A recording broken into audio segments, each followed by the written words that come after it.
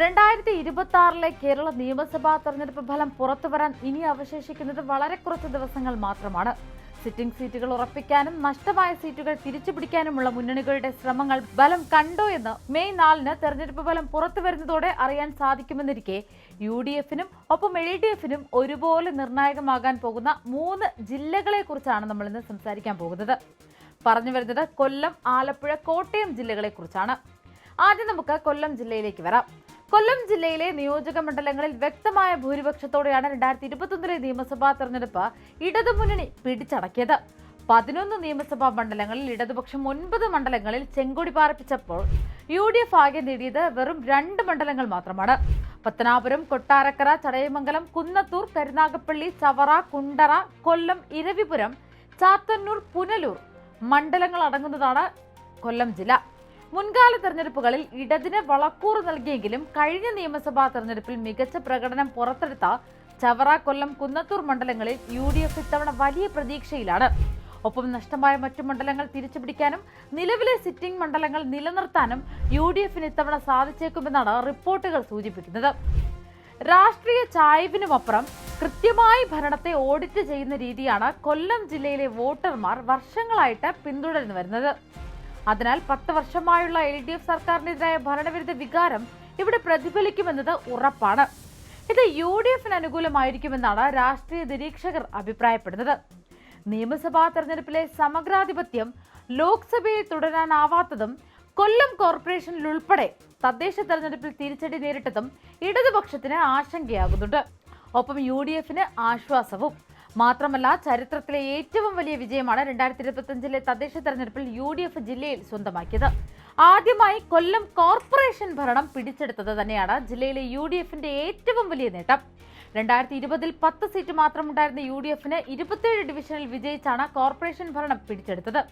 തദ്ദേശ തെരഞ്ഞെടുപ്പിലെ ആധിപത്യത്തിന്റെ തുടർച്ച നിയമസഭാ തെരഞ്ഞെടുപ്പിലും ആവർത്തിക്കുമെന്നാണ് UDF പ്രതീക്ഷിക്കുന്നത്.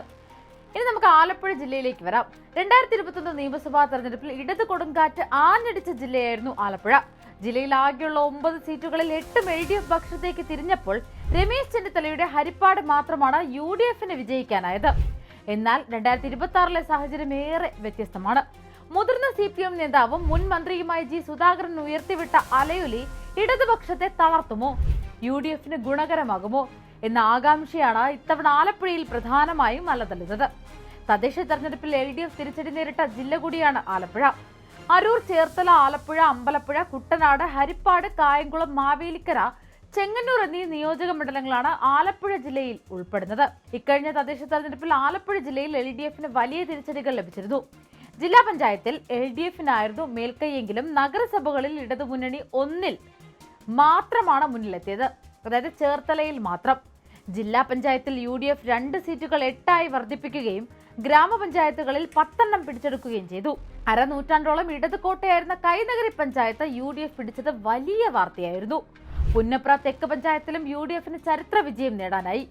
ഈ തിരിച്ചടിക്കൊപ്പം G. സുധാകരൻ കൊടുങ്കാറ്റ് സൃഷ്ടിക്കുന്ന പതർച്ചയെ മറികടക്കലും നിയമസഭാ തെരഞ്ഞെടുപ്പിൽ ജില്ലയിൽ LDF-ന് വെല്ലുവിളിയാണ്. എന്നാൽ G. സുധാകരൻ ഒപ്പമെത്തിയത് UDF-നെ തുണച്ചേക്കുമെന്ന് തന്നെയാണ് UDF-ന്റെ പ്രതീക്ഷ. ഇനി കോട്ടയം ജില്ലയുടെ കാര്യം.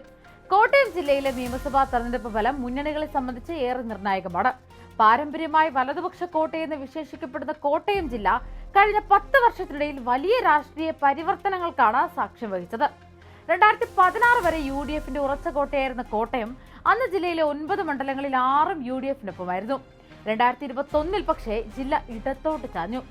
കേരള കോൺഗ്രസ് എമ്മിന്റെ മുന്നണി മാറ്റത്തോടെ ജില്ലയിലെ രാഷ്ട്രീയ സമവാക്യങ്ങൾ ആകെ മാറിമറിഞ്ഞു.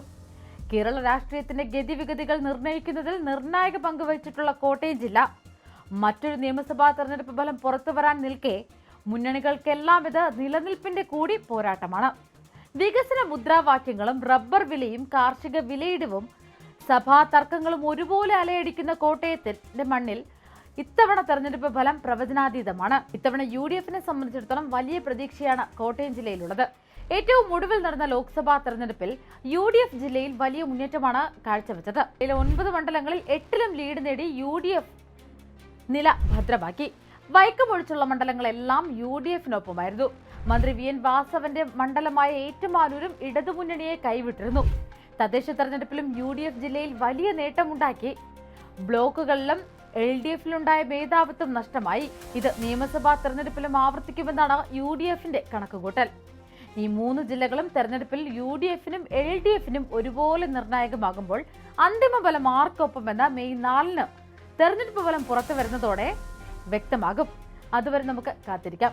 കൂടുതൽ വാർത്തകൾക്കും വിശേഷങ്ങൾക്കും ഞങ്ങളുടെ channel like, share and subscribe ചെയ്യുക. കൂടാതെ സബ്സ്ക്രൈബ് ബട്ടണിലെ ബെൽ ഐക്കൺ എനേബിൾ ചെയ്യാൻ മറക്കരുത്.